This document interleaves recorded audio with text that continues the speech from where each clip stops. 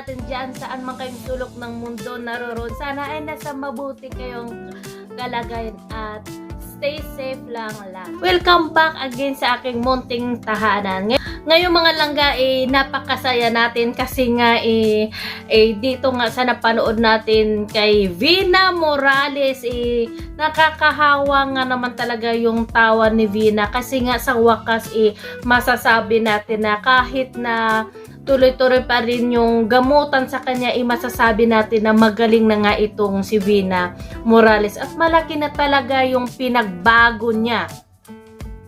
At ngayon nga makikita natin mga langga sa mukha niya kasi nga lumabas nga siya kasama ang mga Kalingap team at si Kuya Rab. Ipinasyal siya, una nga pina-check up muna siya. Tapos nga pagkatapos ng check up doon binili yung gamot niya ng resita ng doktor. Sa sasakyan pa lang makikita mo talaga na excited na nga itong si Vina at hindi mo akalain na may pinagdaanan ito na sakit. Kasi nga sobrang napaka-masahayahin na dalaga pala itong si Vina. At bungis-ngis nga pala tawa. Yung parang walang problema, parang walang pinagdaanan nga itong si Vina. Kasi nga napaka-kwela na babae itong si Vina. Buti nga talaga at thankful talaga doon kay Kuya Val Santos Matubang na siya talaga nakadiscover doon kay Vina Morales, kung kaya't ito ay naging ganito na, naging maganda ang resulta ng pagtulong ni Kuya Val Santos Matubang kasi nga hindi niya talaga ito tinigilan na pinagamot niya talaga ito at binigay yung pangangailangan nilang maglula hanggang nga sa ito ay nagiging mabuti ng babae. Ito nga maganda kasi hindi katulad noon talaga na andun lang nakahiga sa bahay nila, hindi mo makakausap tapos nakahubad nakahubad pa ng damit, walang damit nga. Pero ngayon ibang-iba na talaga yung mukha ni Vina Morales. Masasabi mo talaga na normal na talaga siyang tao. At napakasiyahe niya. Tuwang-tuwa nga dito sa kanya yung mga Kalingap tip, lalong-lalo na itong si Kuya Jason kasi sabi niya nga si Kuya Jason nga napakamabait daw sa kanya at nakakatuwa. Ito guys, panoorin natin yung ginagawa nila sa sakyan pa lang. Paano nyo dito makikita nyo kung gaano kasaya itong si Vina Morales. Tara, mapa-check up daw baga.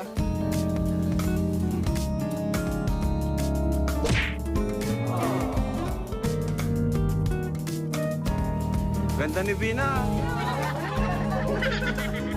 Matindi. Sponsors na tumutulong kay Vina at saka kay Lola Rufina, maraming salamat doon at proud din ako doon sa kuya niya na handang tulungan itong si Vina. Hindi niya talaga iniiwanan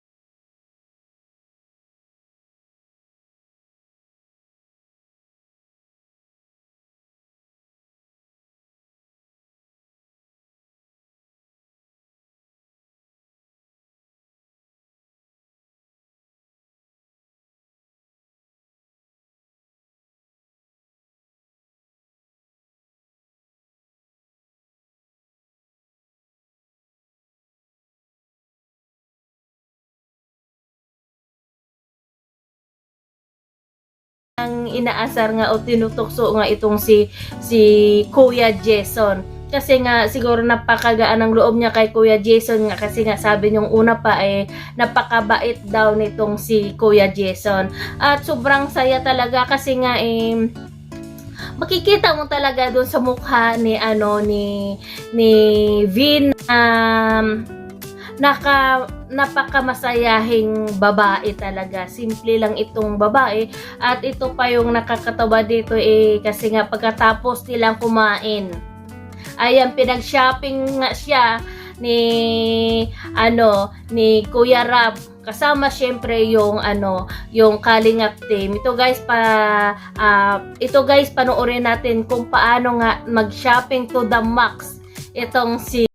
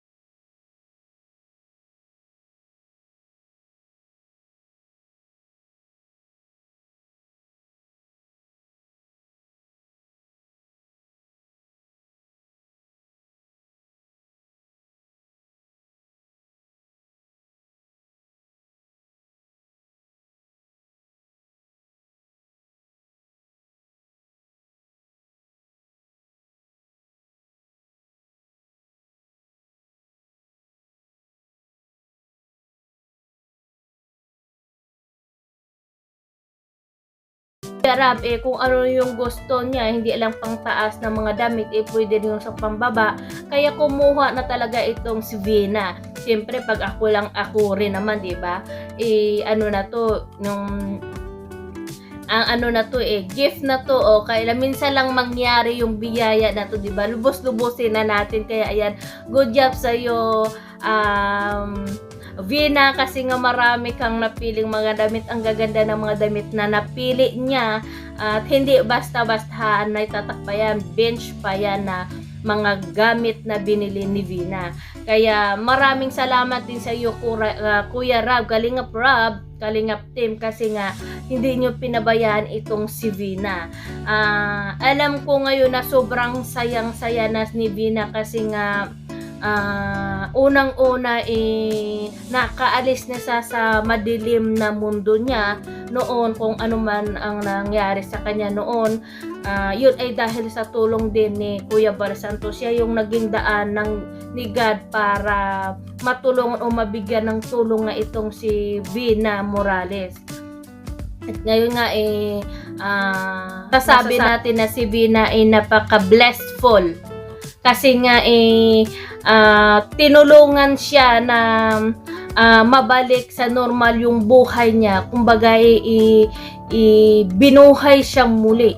Inahon siya sa madilim na lugar kung saan siya doon nakalagak na doon lang siya lagi na nakahiga, na walang damit, walang pagkain na maganda, kasi nga hindi siya kumakain. Yung na-depress yung utak niya talaga, kaya nagganon siya. Kung ano man yung nangyari noon kay Vina, sana makalimutan niya na talaga. Ito yung bagong buhay niya. Kaya sana Vina ay pahalagahan mo kung anong merong kang buhay ngayon. At maraming salamat nga din doon kay Kuya Val Santos kasi nga pag magaling na itong si Vina Morales, ibibigyan niya na nga ng trabaho itong si Vina.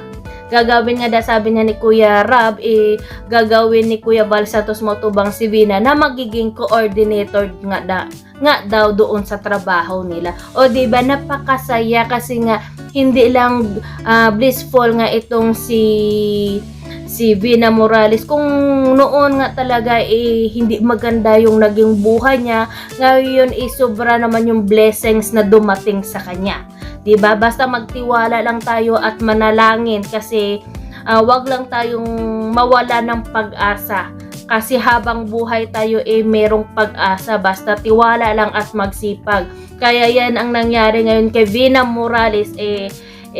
Napaka-thankful sa mga nangyari ngayon kay Vina Morales kasi may isa na namang taong napasaya at binago ang buhay ni Kuya Val Santos Matubang. Ito yung napaka-touching na nangyari dito kay Vina nga, 'di ba? Kasi hindi akalain na magbabago pa yung buhay ni Vina kasi nakita naman natin yung sitwasyon niya, 'di ba?